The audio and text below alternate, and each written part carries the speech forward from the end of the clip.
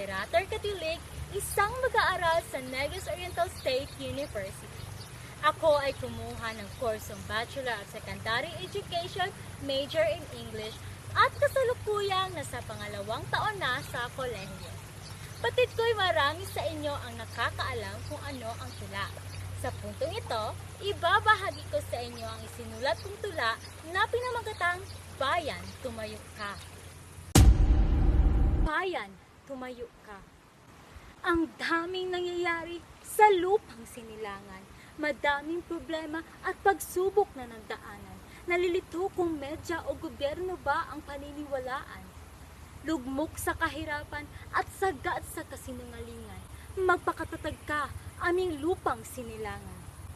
Dahil sa pagtutulungan, tayo ay nagkakaisa upang ibangon ang bayang hindi na maipinta. Samahan mo ng dasal sa poong may kapal. Mga problema at pagsubok ay hindi na magtatagal. Bumangon ka inang bayan sapagkat ikaw ay aming mahal.